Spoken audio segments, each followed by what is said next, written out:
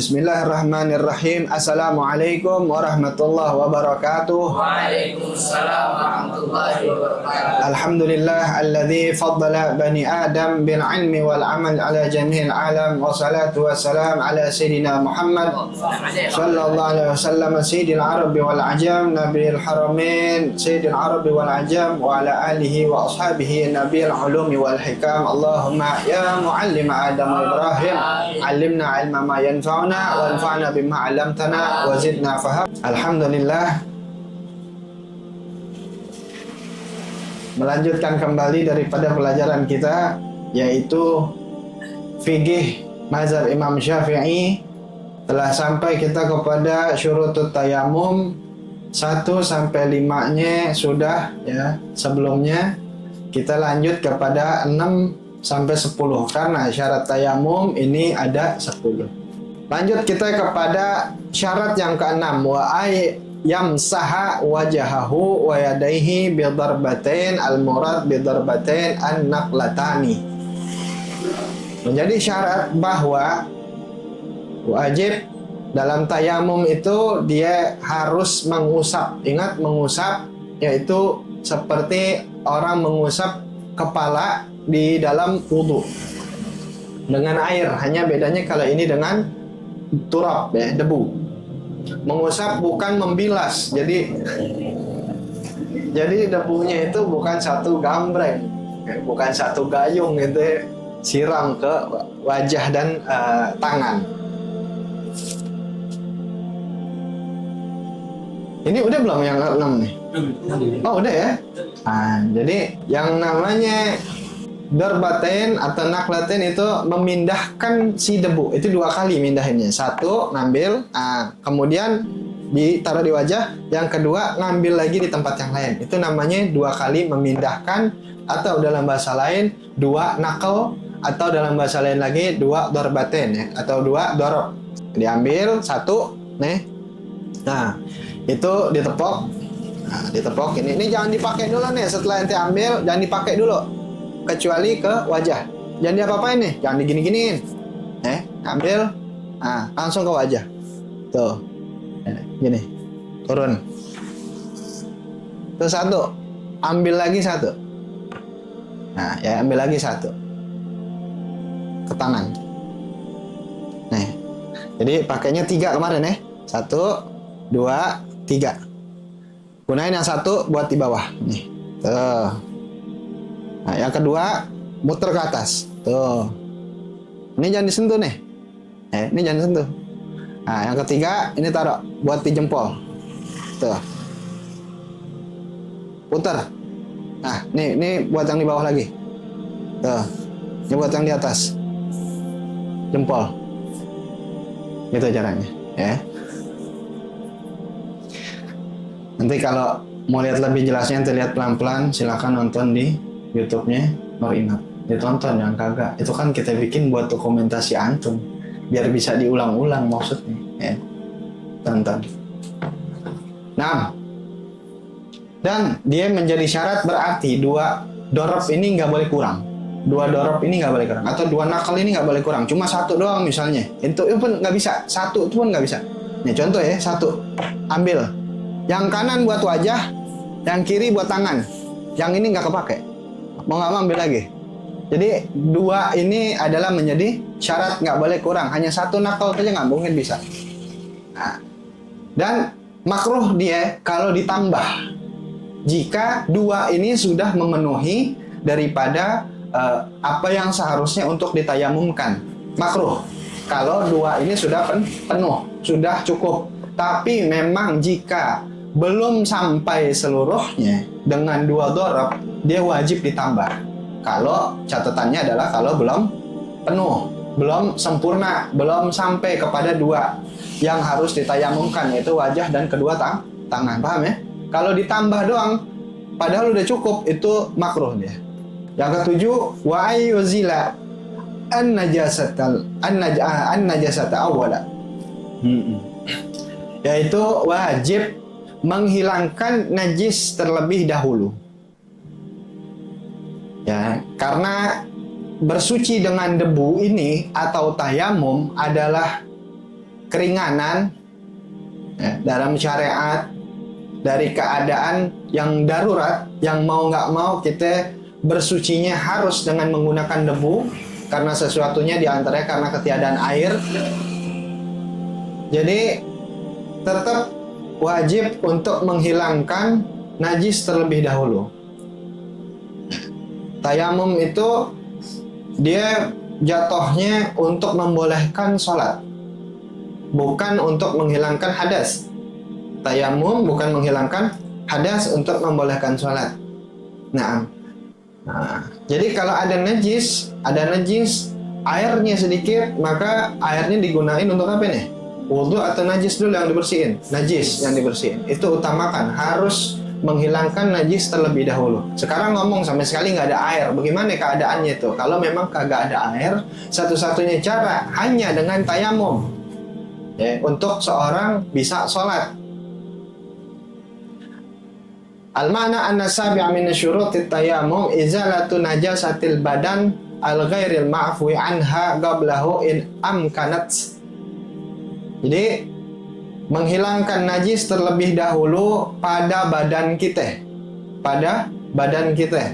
Yang najis itu di luar daripada najis ma'fu. Najis ma'fu adalah najis yang dia jatuhnya najis tapi dalam syariat dia dimaaf. Artinya dimaaf berarti masih memungkinkan untuk dia sholat, meskipun ada najis yang ma'fu tadi. Nah, ini dihilangkan najis yang bukan najis ma'fu. Sebelum seorang itu dia bertayamum, jika memang memungkinkan. Lihat kalimatnya, jika memang memungkinkan. Sekarang misalnya nggak memungkinkan, misalnya tidak memungkinkan sama sekali, ada kondisinya nanti. Wa illa, jikalau tidak bisa, nggak memungkinkan seorang untuk menghilangkan najisnya terlebih dahulu, berarti kira-kira di mana nih keadaannya yang nggak memungkinkan orang untuk menghilangkan najis terlebih dahulu, tapi dia bisa tayamum. Di pesawat kali ya, di pesawat yang pesawatnya airnya nggak ada, alat buat cebok pun dia misalnya nggak ada. Alat buat cebok nggak ada, misalnya gitu, tisunya habis,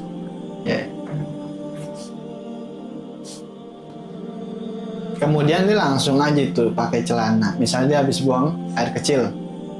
Kemudian pokoknya keadaan yang tidak memungkinkan untuk dia menghilangkan najis. Habis dia buang air kecil, tahu-tahu dipakai aja tuh celana, kan mau nggak mau tuh masih ada najisnya, baik di kulit kemaluannya barangkali ataupun di celananya. Dia naik nih kendaraan, pesawat misalnya, atau mobil atau kereta Fayasihhu tayammumuhu ma'aha 'inda Ibnu Hajar wa yusalli salata faqidit tuhuraini 'inda Ramli. Maka sah tayamumnya dia yang dia kerjakan untuk sholat bersamaan dengan masih ada najisnya. Jelas nggak? Dia nggak memungkinkan untuk syarat yang ketujuh adalah menghilangkan najis terlebih dahulu. Sekarang ada kondisi keadaan yang entah bagaimana, pokoknya nggak memungkinkan untuk orang ini dia menghilangkan najisnya terlebih dahulu. Tahu-tahu hanya bisa tayamum aja, walaupun dia tayamum najisnya masih beserta di badannya. Bagaimana nih? Antes waktu sholat udah mau akhir bahkan. Gimana caranya? Maka dia sah, dia bertayamum, kemudian dia sholat, meskipun ada najis yang nempel tadi tuh.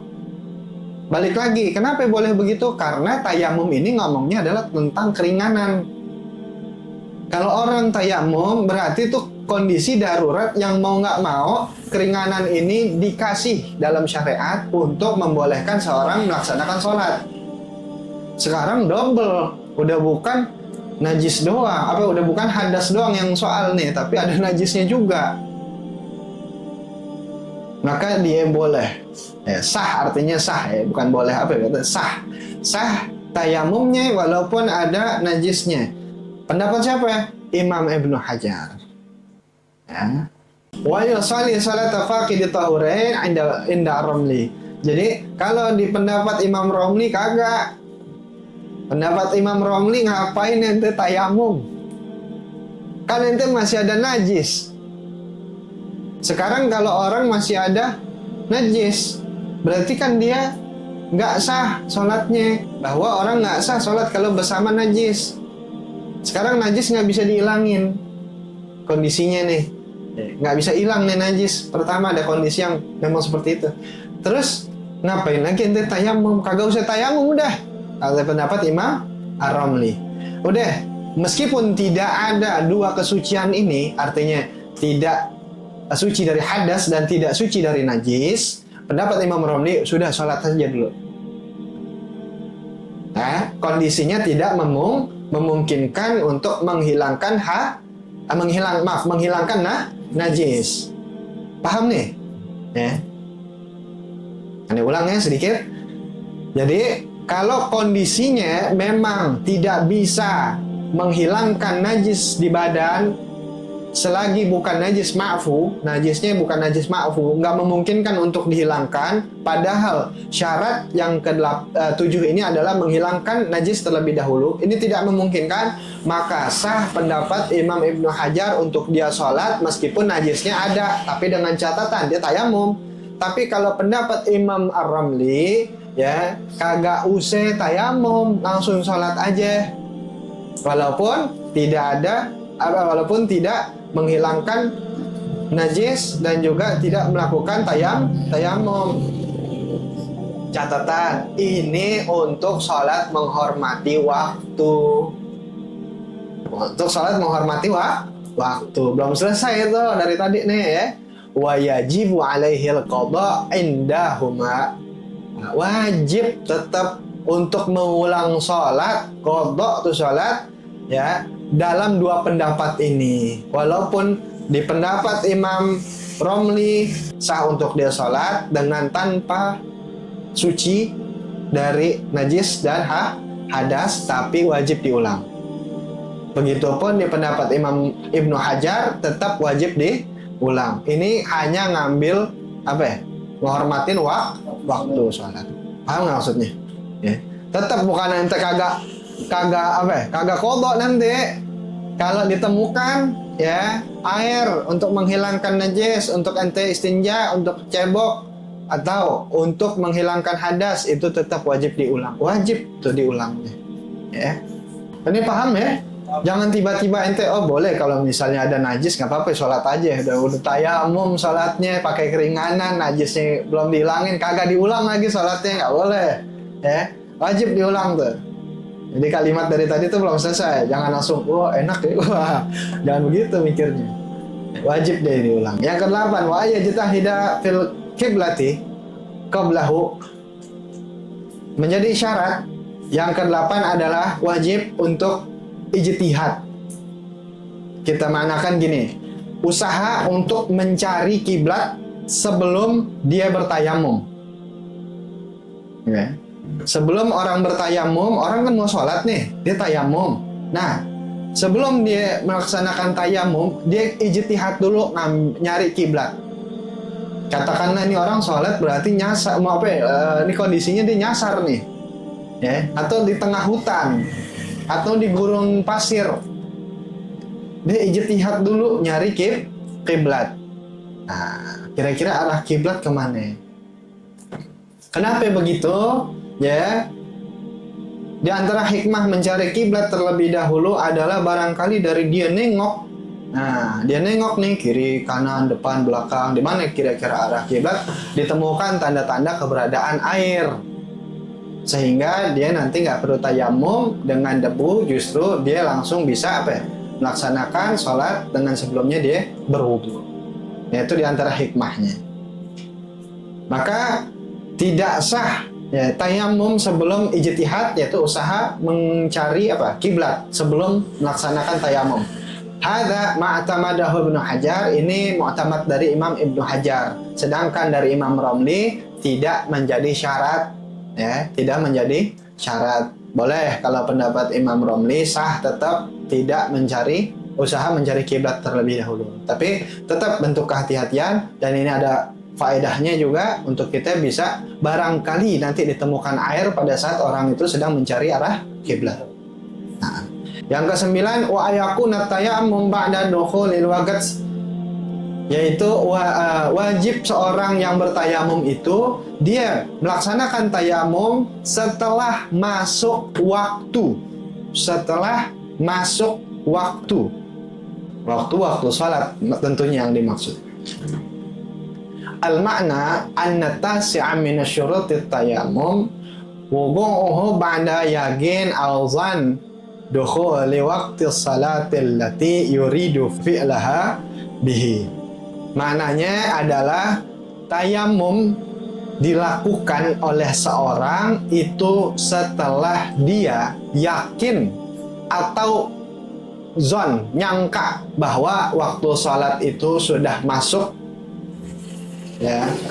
Kemudian dia hendak melaksanakan salat itu sendiri. Jadi kalau sudah yakin bahwa waktu sholat itu sudah masuk, contoh zuhur jam berapa biasanya? Nah, matahari di atas. Kira-kira jamnya jam berapa nih? Jam 12. Kalau jam 1 berarti udah masuk zuhur belum? Jam 1 siang. Itu namanya yakin ente. Zuhur lazimnya Jabodetabek itu sudah masuk waktu jam 1 udah masuk waktu zuhur. Itu yakin. Nah, kalau kira-kira jam 11.54, 12.04, itu kan ada sangkaan kayaknya udah zuhur deh. Nah, itu sudah boleh dia untuk tayamum. Tapi kalau masih jam 10, jam 11.00 di Jabodetabek, ya, katakan Jabodetabek, dia mau tayamum masih jam 11 nih. Nah, itu nggak ada zone di situ. Jarang sekali Jabodetabek jam 11 sudah zuhur 00 ya. Nah, maka dia nggak boleh tayamum di situ. Nanti tayamumnya adalah yakin sudah masuk waktu sholat atau menyangka ada zon, perkiraan. Nah, jadi nggak mesti pasti banget tapi ada perkiraan. Kayak jam berapa ini? 11.56. Biasanya sudah zuhur jam 11.56. Nah, atau 12.04 biasanya sudah zuhur nih jam 12.04. Maka dengan sangkaan saja situ ya dia boleh untuk tayamum saat itu. Sah dia tayamumnya, kemudian dia sholat dengan itu dia sah. Tapi kalau sebelum masuk waktu tidak sah, ya tidak sah. Nah, wa yadkhulu waqt. Nah, kita baca syarahnya nih, penting juga nih. Wa yadkhulu waqtu saniyati fi jami'i taqdim bi fi'lil ula fa yatammamu laha ba'daha la qablaha walau dakhala waqtuha ay asaniyah qabla fi'liha batala tayammumuhu wa yatammamu lil fa'itati waqta tazakkuriha wa la yasihhu tayammum lil manzuratil muta'alliqati bi waqtin qabla dukhulihi. Nah, begini Mas, kalau misalnya sekarang ada orang sholat jamak takdim. Jamak takdim itu apa ya? Menggabungkan dua waktu sholat dalam satu waktu dan dikerjakan di waktu sholat yang pertama. Zuhur sama asarnya ditarik ke zuhur. Dua waktu sholat ini dikerjakan dalam satu waktu dan dikerjakan di waktu yang pertama. Zuhur sama asar di waktu zuhur. Kemudian maghrib sama isya di waktu maghrib. Itu namanya jamak takdim. Kalau sebaliknya namanya jamak takhir. Maka bagaimana orang ya dia tayamum di waktu sholat yang kedua, sedangkan waktu asarnya atau waktu isyanya ini biar nyambung ya, nih ajak ngomong ini, jadi biar nggak terlalu diperinci banget makan waktu nanti. Waktu asarnya atau waktu isyanya ini kan belum masuk waktunya, paham nggak? Nah, kapan dia boleh tayamum? Yaitu setelah mengerjakan sholat yang pertama. Si punya waktu zuhur atau maghrib. Kalau sudah mengerjakan zuhur atau sudah mengerjakan maghrib, ya, baru dia sudah masuk waktu untuk boleh tayamum mengerjakan sholat asar dan isya. Ngerti ya? Karena satu tayamum adalah untuk satu sholat fardu. Satu tayamum adalah untuk satu sholat fardu. Maka setelah orang melaksanakan sholat zuhur atau maghrib, dia mau melaksanain sholat isya dan asar, asar atau isya, dia harus tayamum lagi, yaitu setelah melaksanakan sholat zuhur atau maghrib. Ngerti ya? Nggak boleh sebelumnya. Jadi sholat, misalnya nih, sholat zuhur sama asar, kan jamak takdim, berarti asarnya di waktu zuhur. Dia tayamumnya 2 kali dah. Ya, misalnya nih ada orang nih, 2 in 1. Nah, nanti kan buat 2 sholat nih, saya tayamum 2 kali dah, itu nggak boleh. Ya, tayamumnya 2 kali di mana? Di waktu mau mengerjakan sholat zuhur atau sholat yang pertama, itu nggak boleh. Atau sholat zuhur dan asar dalam satu tayamum, itu juga nggak boleh. Jadi habis sholat zuhur kan aneh masih apa ya? Masih ada tayamum nih, belum batal, langsung sholat asar, nggak boleh. Begitu juga maghrib dan isya. Habis selesai sholat maghrib, langsung dia sholat isya dengan tayamum di waktu maghrib atau waktu sholat maghrib, nggak boleh. Walau dah kalau waktu ayasan ya qabla fi'liha. Sekalipun misalnya dia sudah melaksanakan ya salat zuhur, ya, salat zuhur, kemudian selesai salam dia mau melaksanakan salat apa nih? Salat asar. Dia udah tayamum, ya, tahu-tahu masuk waktu asar. Jadi dia ini ceritanya jamak takdim benar-benar di ujung waktunya. Ya, tahu-tahu masuk waktu asar, udah tayamum. Gimana itu tayamumnya? Ya, maka batal tayamumnya. Tayamum lagi karena sudah pindah masuk waktu sholat asar. Paham ya? Nah, itu kalau di ujung dia sholatnya, tahu-tahu udah masuk waktu asar, itu batal. Kemudian kalau sholat qadha, sholat qadha, tayamumnya gimana tuh? Kapan? Ini sholat fardu tapi qadha. Qadha kan di luar waktu biasanya, ya. Misalnya orang ketiduran, tidur habis subuh, zuhur, asar, maghrib, isya baru bangun. Ya, benar, gak apa-apa. Ya, namanya orang ketiduran gak salah. Hah? Ya, gak salah dia orang ketiduran. Nah, bagaimana itu? Ya, zuhur, maghrib, zuhur, asar dan maghribnya. Kapan dia tayamum nih? Sedangkan dia mau qadha nih. Kan udah bukan waktu nih, ngerjainnya di isya. Kapan dia? Ya, melaksanakan tayamumnya untuk sholat qadha waktu tadakkuriha. Ketika dia ingat bahwa dia belum sholat zuhur, asar dan maghrib. Pokoknya pada saat dia ingat untuk melaksanakan, oh iya ini mau qadha, tadi belum sholat maghrib, tadi belum sholat asar. Begitu dia ingat, dia boleh tayamum. Kondisinya kapan? Kalau tidak ada air. Paham ya? Bukan tiba-tiba ente langsung tayamum sedangkan ada air, nggak boleh pakai air langsung. Tapi ketika ingat, walaupun nggak ada air, ente boleh untuk tayamum. Itu kalau sholat qadha. Wala sahih tayamum liman zuri al-muta'alliqati biwaqtin qabla dukhulihi. Kita baca syarahnya, ini banyak contoh-contoh yang penting. Wa yatammamu li salatil janazah ba'da aqalli ghuslil mayyit wa yukrahu qabla al-takfin. Wa li naflil muaqqat ba'da dukhuli waqtihi wa li dhi sababi ba'da dukhulihi al-waqti alladhi yajuzu fihi. Fa yatammamu li tahiyatil masjid ba'da dukhulihi wa lil istisqa wal kusuf ba'da tajammu'i aksarin nas in aradaha ma'hum. wa illa fa ba'da inqita'il qaisi fil ula wa 'inda awwal inkisafi fi tsaniyah walil naflil mutlaq ay waqtin sya'a illa waqtal karahati au qablahu bi niyatin ay yusalliya fihi. Nah, lanjutan.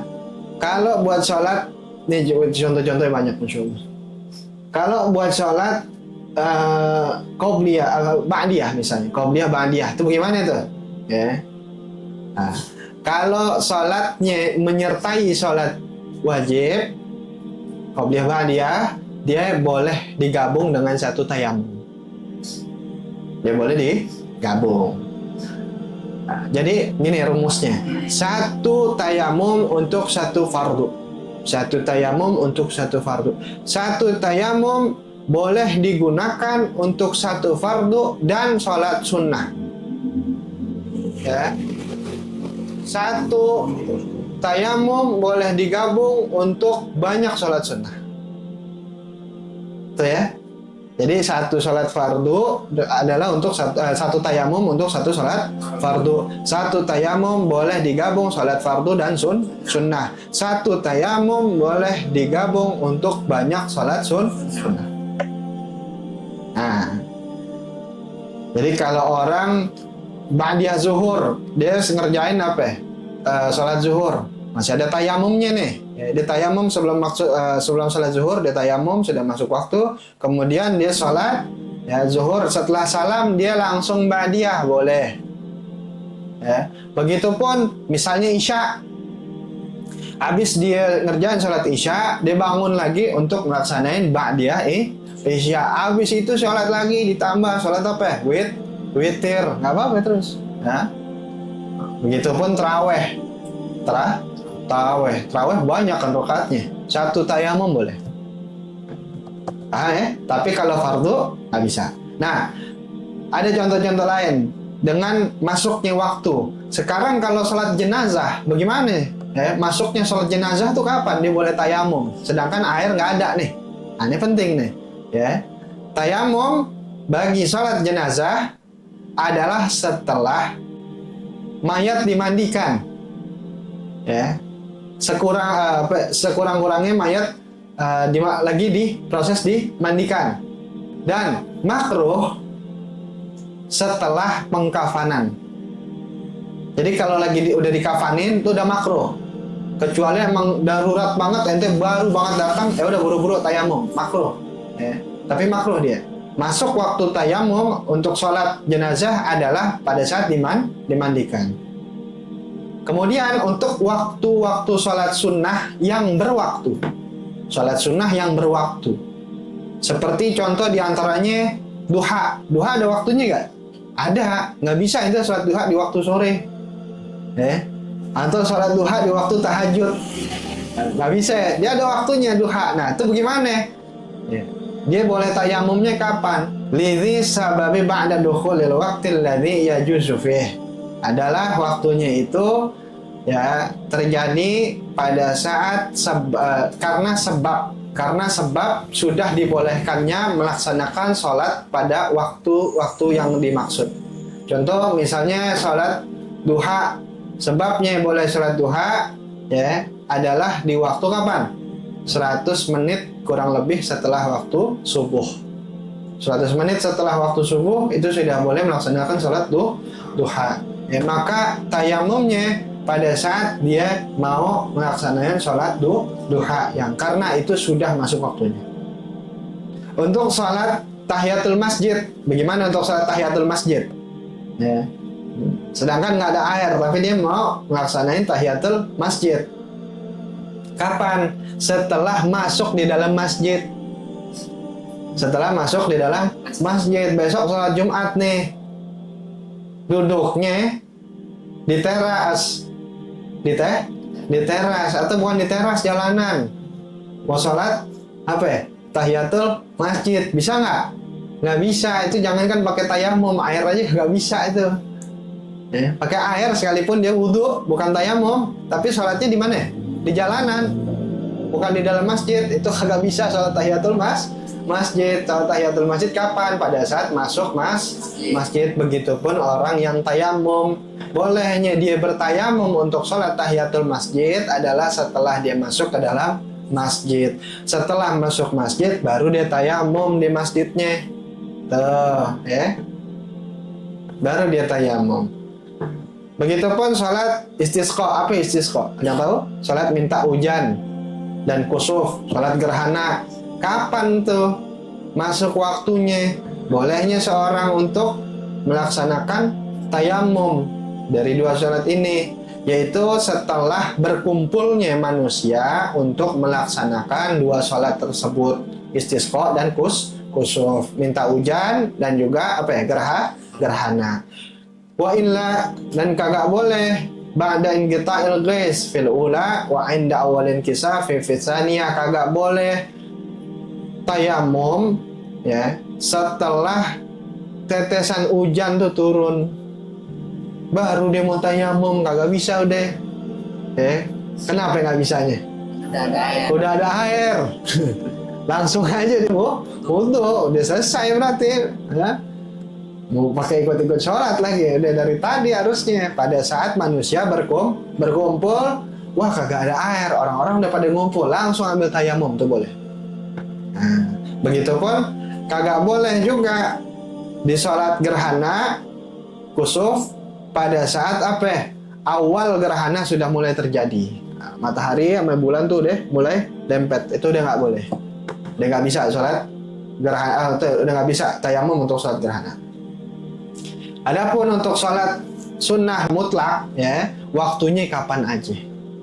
Waktunya kapan aja. Kecuali bukan pada waktu karohah ya. Waktu-waktu makruh. Yaitu kepada sholatnya nih. Nah, lanjutan yang terakhir ke-10, wa yatamma likulli fardin, wajib tayamum itu untuk setiap satu sholat fardu. Nggak boleh dua sholat fardu dengan satu tayamum seperti di awal tadi ya. Yang sebelumnya itu dibahas sama di sini. Tayamumnya adalah untuk satu fardu. Baik untuk sholat 5 waktu ataupun nanti tawaf. Ya. Katawafil fardi adaan kan'am qadaan. Seperti tawaf yang fardu. Nah, baik itu sholat dan tawaf ini adalah adaan atau qadaan. Dua-duanya sama. Pokoknya namanya buat sholat fardu atau untuk tawaf yang fardu, itu satu fardunya itu hanya dengan satu tayamum. Tidak boleh ya untuk dua fardu dalam satu tayamum. Nggak boleh. Al-ma'na annal asyara min asyuratit tayamum wa tayamum likulli fardin ainin fala yujma'u baina salati fardin bitayammumin wahidin. Nah, itu dia ya. Itu makna yang syarat ke-10 adalah tayamum bagi satu fardu ain.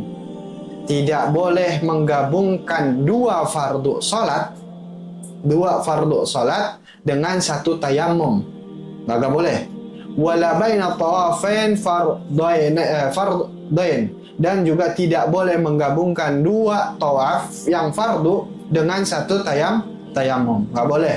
Wala baina salati fardin wa tawafi fardin, dan juga nggak boleh menggabungkan satu sholat fardu dengan satu tawaf fardu dalam satu tayamum. Nggak boleh.